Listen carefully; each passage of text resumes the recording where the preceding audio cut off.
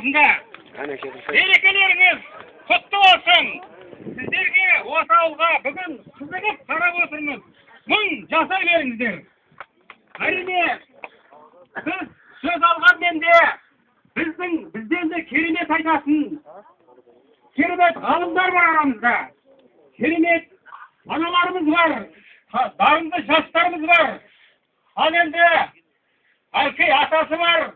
Тек қана Әлкей ауылы емес, бүкіл түркі ауылы, жалпы мұсылман өркениеті бақытты деп ойлаймын. Ал енді ең негізгі мәселе Әлкей марғұлан мұраларын қалай сақтап қаламыз? Қазір Twitter, Outlook.com, LinkedIn, Facebook атты ғаламдық ақпараттық орталықтар құрылды. Бізге ғалымдарға қазір импакт фактор, яғни бүкіл әлемге маңызды, бүкіл әлемге пайдасы бар ғылыми мақала жазыңдар деп жатыр.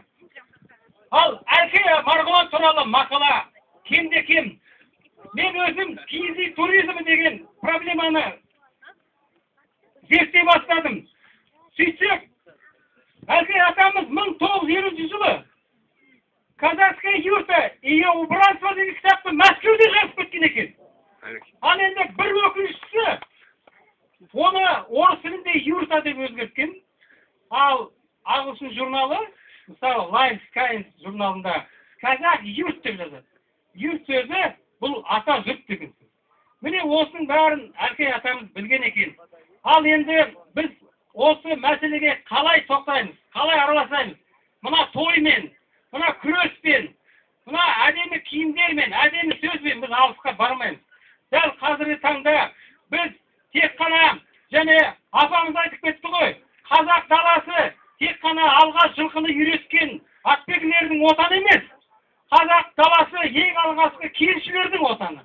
Қазақ даласы ең алғашқы мына металлургия қазір дейміз. Металлургияны дүниесінде, мысалы Англия жалпы капитализм мемлекеттер қалай жоғарғы экономикалық дәрежеге жетті. Темірді пайдалану арқылы. Ал соны біле тұра біз еліміз сау болсын, халқымыз аман болсын. Ал енді осылай өлең айтып жүре беруге болмайды. Жастар, мен сіздерге айтайын. Дәл қазіргі таңда мен Вашингтон университетіне дайындалып жатырмын. Бірақ соған мен 5 жыл болды өте алмай жүрмін. Менің мақсатым мына қазақ киіз үйін шетелге қалай жеткізу керек. Осы перепискада Америка үндістері және тұран халықтары бауыр деген сондай маған бір ғылыми жұмыс келді. Ал енді киіз үйді Колорадо штат деген Колорадо юрт деген компания құрған. Ал енді олар қаншалықты қазақтың киіз үйінің осы Әлкей марғұлан атамыз жазып кеткендей, қаншалықты олар түсінеді. Ал енді менің оларға берген маған былай болды. Казах юрт is mother's milk, father's blood дедім. Яғни бұл біз үшін анамыздың сүтіндей, атамыздың қанындай. Сондықтан Әлкей атамыз жазған бұл киіз үй мұрасын тоқтатпауымыз керек. Оны тек қана Ресей ғана, Европа емес, бүкіл әлемге тек қана бір мақтан үшін, немесе қазақ даласы осындай керемет мәдениеттің отаны деп қана айтпай, оны тек қана ғылым негізінде, шынайы, объективті ғылым негізінде жеткізуіміз керек. Қазақ даласы шынында керемет. Қазақстан деген сөз жоқ. Бүкіл дүниесінде қазақ хайван деп айтады. Ол аударсаңыздар қазақтың ұлы даласы деп айтқан сөз. Сондықтан ұлы даладағы ұрпақтар ұлы болу керек.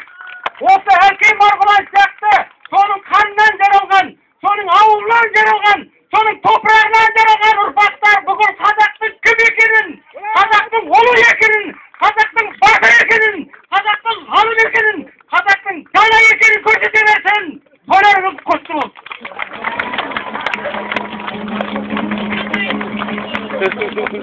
Құрметті қауым, осы атамыздың туған жері киелі Баянауыл өңірінен бір топ зиялы қауым келіп отыр.